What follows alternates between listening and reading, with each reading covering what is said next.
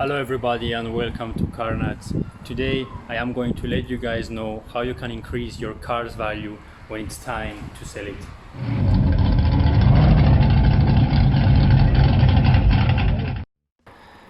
So this car is not actually for sale, it's just for demonstration purposes. It is a 1998 Land Cruiser 90 Series Prado with the 3-liter turbo diesel engine. So the 3 steps we are going to go through today are how to prep the car for sale, how to take good and informative pictures of the car, and finally how to write your description. So let's get straight to it. So some of the things might sound straightforward, but you would be surprised how many people don't wash the car when they put it up for sale. So just start by the simple things. Give the car a good cleanup and you would be surprised at how much of a difference it can make to a buyer when he comes or she comes to see the car. So the first thing we are going to do today is to just simply clean the car as you would do in your driveway at home. I am going to be using a variety of brands to clean this car, including 3M, Meguiar's and some other brands. So if you are interested in any of the products I use in this video, links to them will be in the description.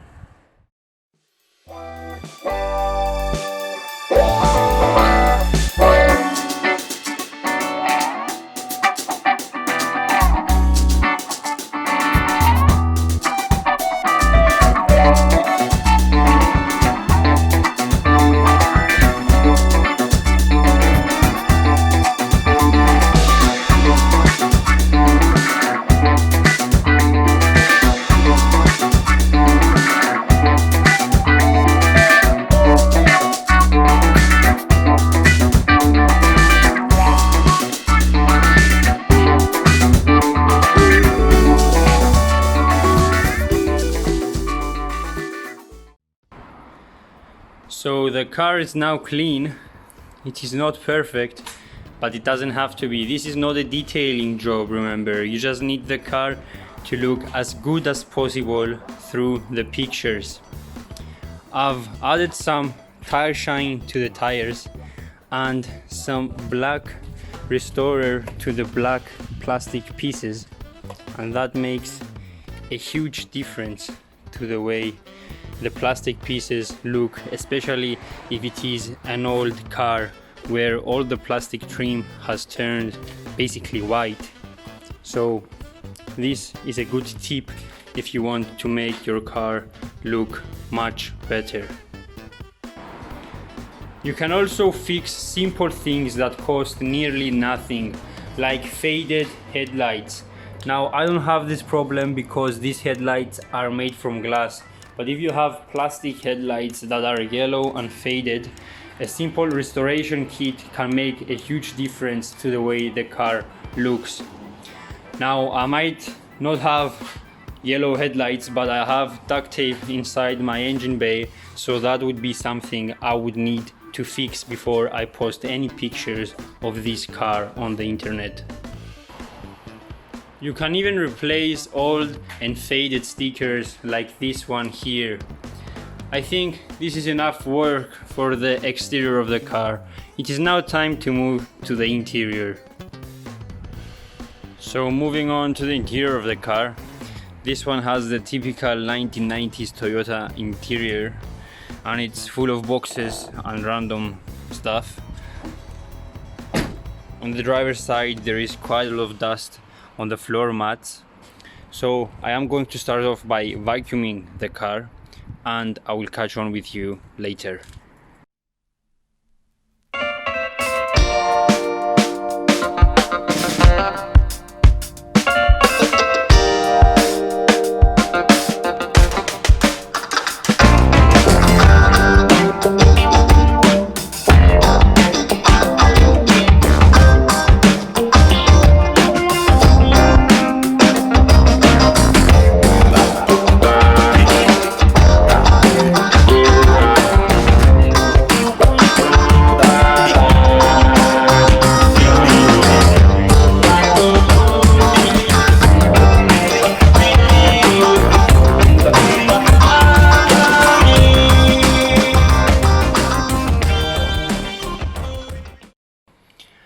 So I have also went through the dashboard just with a wet microfiber towel. There was no need to use any chemical on this dashboard because it was pretty clean. There was just dust on it.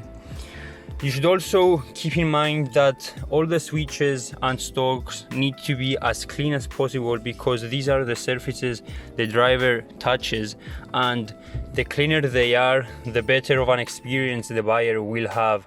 So be aware of that also. It might also be a good idea to replace any missing or broken switches or panels like these two here inside the car. So after you have cleaned everything and you have repaired all the small things you can repair, it is time to post the pictures. Now you should post as many pictures as you can, and you should highlight both the good and the bad about the car. Things like scratches or even new tires are all things that the next potential owner might want to know. The more pictures you provide, the more information you will give. So try to be as informative as possible when taking the pictures. The best time to take the pictures would be during sun up or sundown, because at those two times you get the best possible pictures. Also, parking the car with a slight steering angle just makes it look that little bit better. You should keep in mind that wide angle lenses do really good for interior shots. You don't need a fancy camera to have a wide angle lens. I am using my phone right now, which does have a wide angle lens. I would usually take a photo of the driver's side, the passenger side, the middle, and some other detailed pictures of broken buttons or missing panels. So the last part of putting your car up for sale is to write the description. I would usually include the straightforward things like the year of registration, the mileage, which owner you are, and whether the car has a full service history or not. I would avoid to include any 0 to 60 times or horsepower figures, because these are generally things that you can find on the internet. Again, you should try to be as informative as possible, including all the pros and cons of your car, any mechanical issues or things that you have fixed recently which may increase the car's value. So I've decided to end this video from inside the car today because it is too hot outside for a normal human being. It is easily 100 degrees. If you have found this video helpful and informative, please consider subscribing. Also, if you have any questions that you would like to ask me, please feel free to email me at askcarnuts@gmail.com. So see you on the next one.